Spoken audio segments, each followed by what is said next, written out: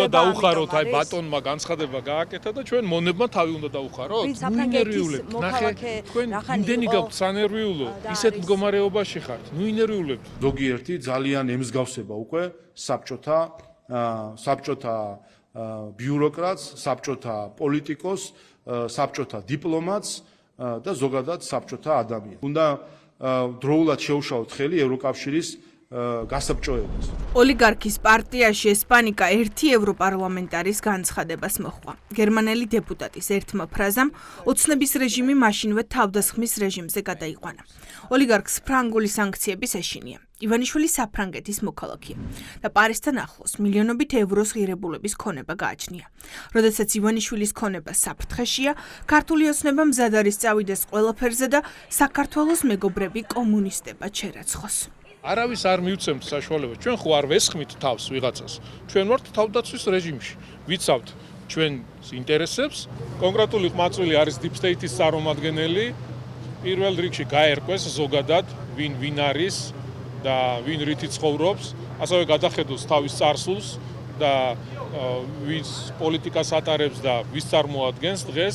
რა თქმა უნდა, ეს არ არის არც ევროპა, არც ევროპული ღირებულებები, ეს ადამიანები არიან კონკრეტული ძალების წარმომადგენლები. თავიანთი პატრონები, რასაც ეტყვიან, რასაც დაავალებენ, გამოვიდნენ და ის გაიმეორონ. ჩვენი ამოცანაა, რომ 2030 წელს, როდესაც საქართველო იქნება ყველაზე მზად ევროკავშირის წევრობაზე, რომ მაშინ, როდესაც ჩვენ ევროკავშირის წევრობის საკითხი დადგება უკვე, გადაწყვეტის საკითხი დადგება, ჩვენ იქ დაგვხდეს ევროკავშირი ისეთი, რომელსაც ჩვენ ის ევროპა, რომელიც თანაშემოქმედი ჩვენ ვართ და არ დაგვხდეს საბჭოთა კავშირი. ბუა ევროპა იყო მე-20 საუკუნის დასაწყისში და შუახანებში. ბუა ევროპა იყო. ერთ-ერთი ვისაც აზიანებს სანქციები, ეს არიან ისინი, ვინც აწესებენ ამ სანქციებს. ივანიშვილის ბოლო დეკლარაციის მიხედვით თავად არა, მაგრამ მისი ცოლი საფრანგეთში ორ უძრავ ქონებას ფლობს. მათ შორის ლა-სენ-კლუში თითქმის 2000 კვადრატულ მეტრ ნაკვეთს და სახლს. პირველების ინფორმაციით ივანიშვილს აქვს კომპანიებზე გაფორმებული სხვა ქონებაც. პარიზში პრინცესების ქუჩაზე ტყეში ჩაფლული სასახლე.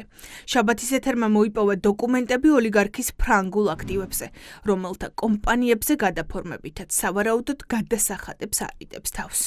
ივანიშვილისთვის უკიდურესად დამაზიანებელია ნებისმიერი იურისდიქციაში მისთვის დაწესებული სანქცია, რაც ნიშნავს მისთვის ხელფეხის შეკვრას ახალი ბიზნეს საქმიანობის და ფულის შოუნისთვის. პარიზის შემოგარენში მაგალითად 2 მიწის ნაკვეთი აქვს, მათ შორის ერთ-ერთი 100,000 კვადრატული მეტრი მიწის ნაკვეთი, ანუ მნიშვნელოვანი უძრავი ქონება გააჩნია. გარდა ამისა, რა თქმა უნდა, შესაძლებელია მას ჰქონდეს სხვადასხვა ტიპის ძვირფასეულობა, მოძრავი ქონება, ასევე დარჩენილი ნახატები ან სხვა. მას შესაძლებელია მომავალში პრობლემები შეექმნას, მათ შორის მოქალაქეობასთან დაკავშირებით, იმიტომ რომ როგორც საჯარო წყაროებიდან არის ცნობილი, მას გარკვეული ტიპის მაქინაციებსაც კი უკავშირებენ მის მიერ მოქალაქეობის მიღებას. ივანიშვილისთვის პრობლემები არ დაილევა. ოლიგარქისთვის ფრანგული სანქციები ბევრად მძიმე იქნება ვიდრე სხვა ევროპული სახელმწიფოების. სწორედ ამით აიხსნება ივანიშვილის გუნდის პანიკა და თავდასხმის სერიაც. ოცნების ლიდერები ევროპელ დეპუტატებს საბჭოთა პოლიტიკოსებს ეძახიან იმ დროს, როცა თავად ქვეყანა მთლიანად რუსული ორბიტისკენ მოაბრუნეს. პირველი მისი შიშები, რომ ახლა როგორც საფრანგეთის მოქალაქე შევა მეტი ზარალი მიადგეს ვიდრე სხვა ქვეყნიდან. დაუყონ ხო ამას, რომ ყველა პირდაპირ ხელს ადებს, რომ რუსულ პოლიტიკას ატარებენ და დემოკრატიას ყველა ხო კარგად ვიცით. ეს არის ძალიან კარგად დაცდილი საბჭოთა, იგივე საბჭოთა ტაქტიკის ნაწილი, როცა ებძვის წყაროს, როცა ვერ ებძვის სიმართლეს. ანუ საბჭოთა ხალხი ამბობს, რომელიც პირდაპირ კონტაქტია მოსკოვთან და წარმოადგენენ დღეს უკვე საბჭოთა კავშირის თანამედროვე ვერსიას. ხალხსაც აგუებენ იმაზრთან ვითომ თავისჭკუით, რომ აი არ ვარ გაეს ევროპა რა, მოკლედ რა, ეხლა ვისო ევროპის ალტერნატივა არის აგერ რუსეთის ფედერაცია და ეს ყველაფერი არ არის გარკვეული სტრატეგიის ნაწილი, ეს უკვე გადარჩენაზეა საუბარი. ბიძინა ივანიშვილისთვის ქონების გადამალვა კომპანიებზე, ოჯახის წევრებზე გადაფორმება ნაცადი მეთოდია. მაგრამ სანქციების შემთხვევაში ეს ვერ უშველის. თუ მაკრონის ხელისუფლება ოლიგარქს ფინანსური სანქციების ქვეშ მოაქცევს, მისი უძრავ-მოძრავი ქონება და აქტივები სრულად გაიყინება. რეალობა არის ერთი, რომ ივანიშვილი ექცევა არა მხოლოდ პოლიტიკურ იზოლაციაში, არამედ ფინანსურ იზოლაციაშიც, რისი დადასტურებაც არის ფართომასშტაბიანი სანქციები, რომელიც პირადად მის წინააღმდეგ არსებობს.